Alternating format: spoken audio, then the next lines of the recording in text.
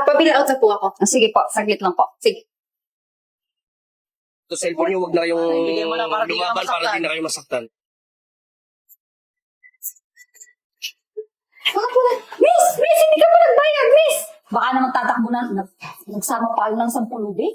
Magbabayad naman ako eh. Huwag na kayong makinig sa kanya na kumain na kayo dyan. Ano nangyayari dito? Saan na ba yung building na yun? Sabi malapit dito sa Nesto. Saan ba yun? Miss, excuse me. Yes po, ma'am. Pabill out na po ako. Sige po, saglit lang po. Sige. Alam, Ano na yun? ito na. Huwag ka nang pumalag. Bigay Ngayon mo kumilos na. ng masama. Toy, ako'y kadadating lang galing Batangas. Naghahanap lang ako ng anak ko. Huwag niya na, huwag naman na ako. Kuha na namin to cellphone niyo, huwag na kayong Bigyan mo na para di ka lumaban para masaktan. di na kayo masaktan.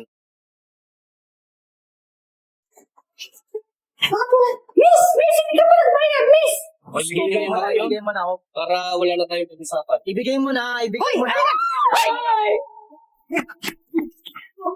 Ako, ay, nandun yung pera ko at saka yung cellphone at saka yung address ng anak ko. Paano na yan? Nay, huwag ka mag-alala, Nay. Pupunta tayo ng police station, okay? Ma'am! Ma'am!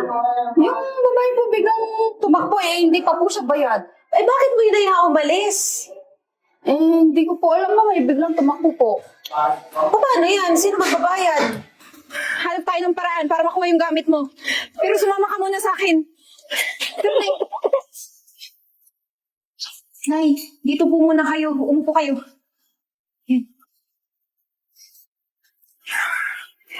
Nay, sorry ha. Hindi ko nahabol yung mga magnanakaw. Pa naman lahat ng gamit ko. Pwede mo na ako mag-CR? Wash home? Sige po. Sige, yung toilet po, Nay, nandun po. Sige.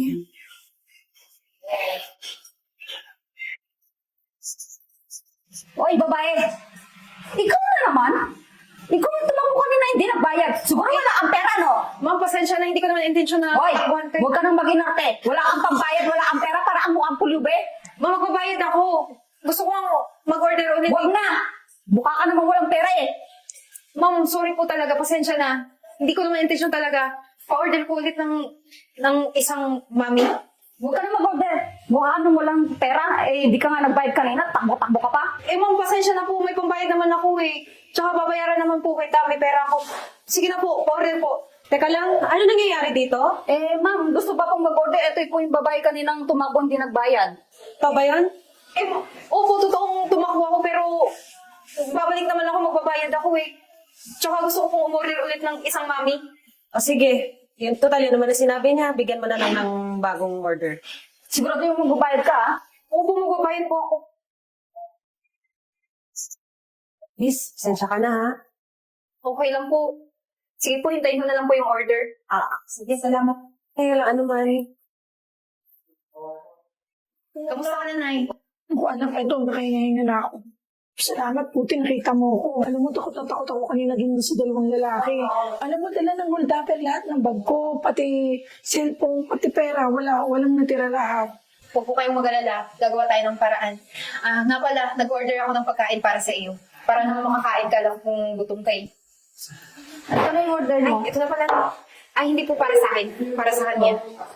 Ay, talagang nagsama ka pang isa. Ano? Tingnan yung pagmumukha niya, wala namang pera at walang pangbabayad dito. Baka naman tatakbo na, nagsama pa kayo ng 10 lubi. Magbabayad naman ako eh. Huwag na kayong makinig sa kanya na kumain na kayo dyan. Ano nangyayari dito? Ma'am, eto po kasi, yung babae hindi nagbayad kanina at nagsama pa siyang 10 lubi. Ma? Ay, anak! Teka nga, bakit hindi ka nagsabi na pupunta ka dito? Isusurpresa kita na hold up ako. Buti tinulungan ako nito. Hindi kita matawagan yung bag ko na doon. Saan nakakuha ang bag? Naku, buti nakita kita. Hindi ka nang maayos dito, ma. Buti yung binigyan ako nito ng pagkain nito. Ma'am, nanay niyo? Oo, nanay ko siya. Dito ka pala. Ito pala yung tindero niyo. Grabe magsalita. Kaya ako lang ito kakainin, gutom ako. Alam mo, sabi niya, mapulubi daw kami. Itong nagtulong sa akin, ito. Anak, buti na kita. Hindi ko alam saan nakahanap. Totoo ba yon? Lahat na sinabi ni mama? Opo, totoo yun.